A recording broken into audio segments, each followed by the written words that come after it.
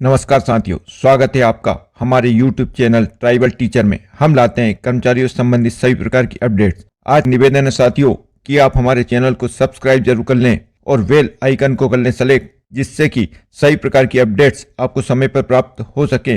और साथियों, आप हमारे इस वीडियो को लाइक और शेयर जरूर करें। आपका एक प्यारा सा लाइक हमें मोटिवेट करता है अच्छी जानकारी लाने के लिए। कैबिनेट की बैठक संपन्न हुई है और उसमें कई महत्वपूर्ण फैसले लिए गए हैं, जिसमें रीवा में एयरपोर्ट, जिसका उद्घाटन प्रधानमंत्री जी ने किया, उसको लेके कैबिनेट में सभी ने धन्यवाद ज्ञापित किया। 1978 के बाद मध्य प्रदेश को कोई नया एयरपोर्ट मिला है। अभी तक 5 एयरपोर्ट थे, ये 6वां है। और 46 सालों के बाद उस इलाके में विंध्य क्षेत्र, जहां पर सीमेंट हब है, पावर हब है, नेशनल पार्क्स हैं, लोगों को आने जाने के लिए सुविधा नहीं थी, अनकनेक्टेड एरिया था, वहां पर एक बड़ी सुविधा मिली है। मध्य प्रदेश में प्रशासनिक इकाई पुनर्गठन आयोग की कार्रवाई, जैसा कि आप सबको जानकारी है, वो शुरू हो चुकी है और इनके दौरे नवंबर में कमेटी के दौरे होंगे आयोग के, और तहसील, विकासखंड, जिला, संभाग स्तर पर लोगों से के सुझाव लिए जाएंगे और उस आधार पर प्रशासनिक इकाई का पुनर्गठन होगा, जिससे प्रशासनिक व्यवस्था को बनाने में ज़्यादा बेहतर तरीके से लोगों के को सुविधा प्रदान की जा सके। तो ये भी एक महत्वपूर्ण चर्चा आज कैबिनेट में हुई है। 4-6 माह का पर्याप्त समय रहेगा आवेदन और अभ्यावेदन लेने के लिए। इन 4-6 महीनों में सारे पूरे प्रदेश का एक फीडबैक आयोग के पास आ जाएगा कि कौन से जिले में कौन सा इलाका ऐसा है जो दूरस्थ है और नज़दीकी कौन से जिले में उसको पुनर्गठन करके शामिल किया जा सकता है या हटाया जा सकता है। निश्चित रूप से बहुत पुरानी लंबी डिमांड रही है। इसके लिए मुख्यमंत्री जी ने जो पुनर्गठन आयोग का गठन किया है, प्रशासनिक इकाई बनाई है, वो आने वाले दिनों में उसके काम शुरू होने वाले हैं।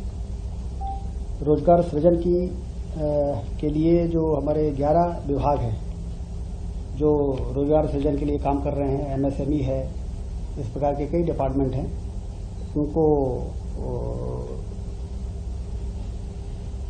अगले 4 साल के लिए कार्ययोजना बनाने के लिए उनको निर्देश दिया गया है कि 4 सालों में वो कितने रोजगार के अवसर तैयार कर सकते हैं, जहां पर लोगों को ट्रेन किया जा सके अकॉर्डिंगली और उनको वहां पर प्लेसमेंट कराया जा सके।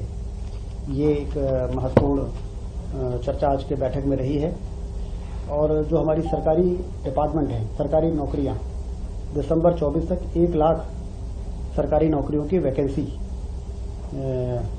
में भर्ती की प्रक्रिया शुरू होने जा रही है। एक बड़ी सुखद सूचना है बेरोजगारी को दूर करने के लिए और सरकारी विभागों में काम को और बेहतर बनाने के लिए, क्योंकि मैन पावर की कमी विभागों के परफॉर्मेंस को प्रभावित करती है। इसलिए कैबिनेट ने समय समय पर कई पदों की स्वीकृतियां की हैं। उन स्वीकृतियों की भर्ती या तो पीएससी से होती है या कर्मचारी चयन मंडल से होती है। तो दिसंबर 24 तक 1 लाख सरकारी नौकरियों की भर्ती की प्रक्रिया प्रारंभ करने के लिए आज कैबिनेट ने तय किया है।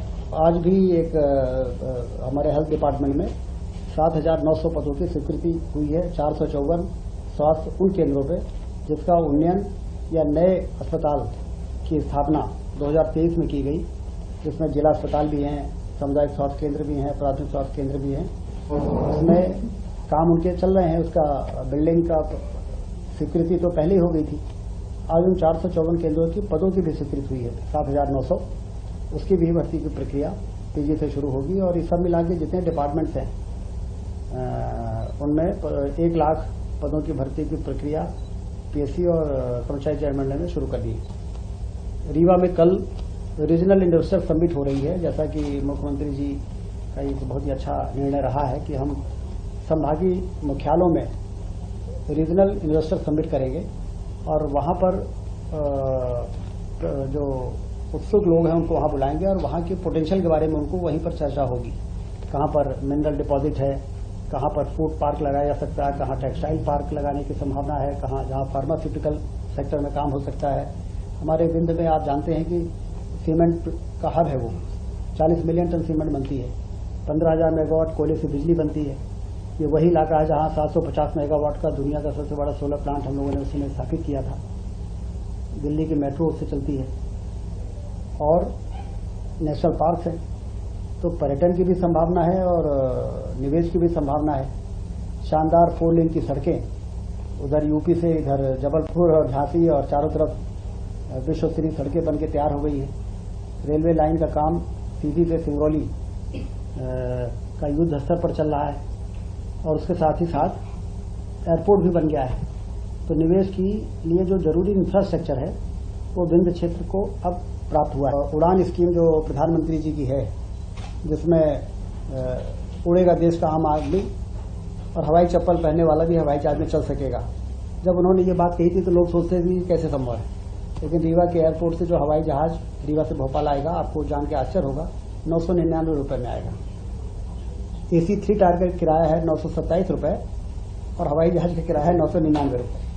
AC 2 टायर का ज़्यादा है और AC फर्स्ट का ज़्यादा है, 1600 और 2000, और हवाई जहाज का कम है। तो मोदी जी ने जो कहा था कि हवाई चप्पल पहनने वाला भी हवाई जहाज में उड़ेगा, ऐसा हम उड़ान स्कीम लाए हैं, वो रीवा के एयरपोर्ट के उद्घाटन के साथ ही वो एक सपना साकार होने हो रहा है।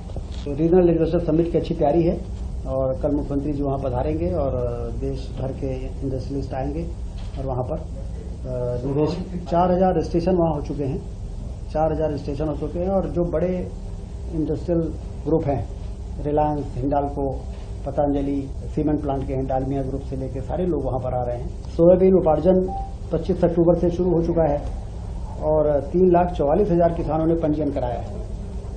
4,892 रुपये प्रति क्विंटल की जो MSP की दर है, उससे पहली बार प्रदेश में खरीदी हो रही है।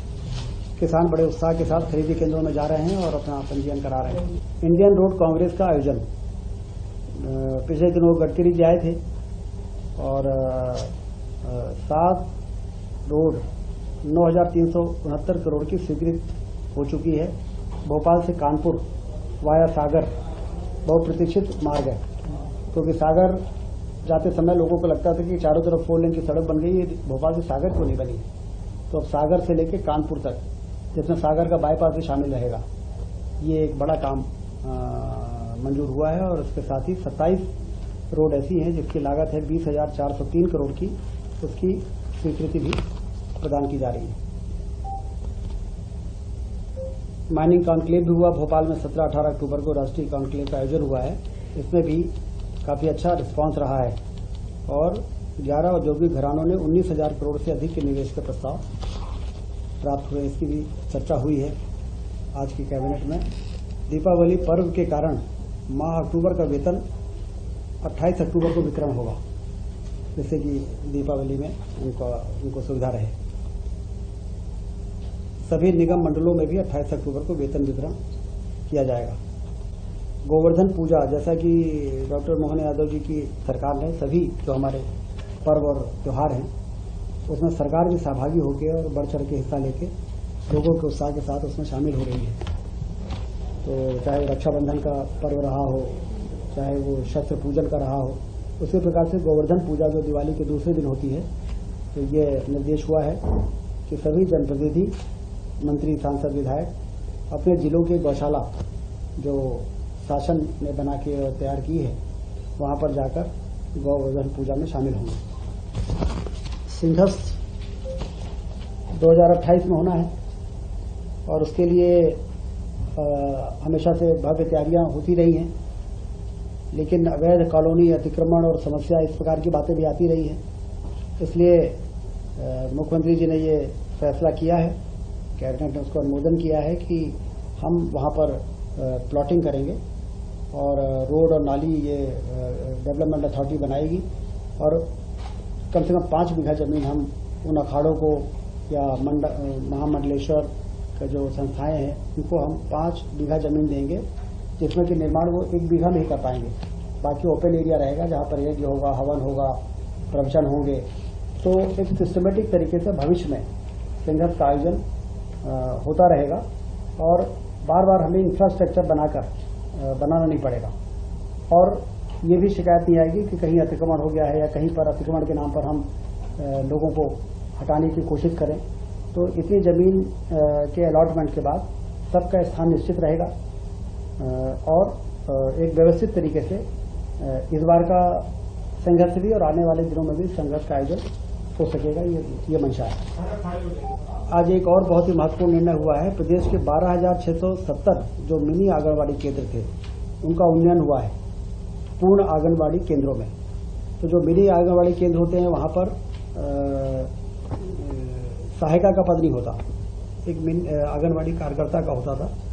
अब पूर्ण आंगनबाड़ी हो जाने से 12,670 पद तो ये सृजित हो जाएंगे और 476 पर्यवेक्षक, क्योंकि जब ये पूर्ण हो गए तो 25 आंगनबाड़ियों पे जो एक सुपरवाइजर होता है तो उसके हिसाब से 476 सुपरवाइजर के पद भी सैंक्शन आज कैबिनेट ने किया है और इससे 213 करोड़ रुपए का आर्थिक वार्षिक व्यय आएगा, जिसमें से 179 करोड़ राज्य शासन भार उठाएगा और केंद्र से 34 करोड़ रुपए की सहायता मिलेगी। स्कीम फॉर केयर, जो पास्को 18 साल से कम उम्र की बालिकाओं के साथ जो दुराचार हो जाता है उसके कारण वो प्रेग्नेंट भी हो जाती हैं और फिर उनको काफ़ी परेशानी का सामना करना पड़ता है। तो हर जिले में 10 लाख रुपए देने का निर्णय आज हुआ है और उसमें आइडेंटिफिकेशन के बाद उनको जो भी सहायता के नॉर्म्स हैं उनको मदद दी जाएगी। तो एक बहुत ही संवेदनशील मुद्दे पे आज कैबिनेट ने अपना फैसला किया है। स्वास्थ्य में हमने बताया कि 351 करोड़ रुपए वार्षिक व्यय आएगा, जिसमें हमने लगभग 7,900 पद मंजूर किए हैं। विश्वविद्यालय कर्मचारियों को अभी 7वें वेतनमान के हिसाब से पेंशन नहीं मिलती थी, तो आज कैबिनेट ने निर्णय किया है कि 7वें वेतनमान से जो 2016 में रिटायर हुए हैं उनको 2016 से और जो 2018 में रिटायर हुए हैं उनको 2018 से, तो इनको ये पेंशन अब 7वें वेतनमान के आधार पर मिलेगी।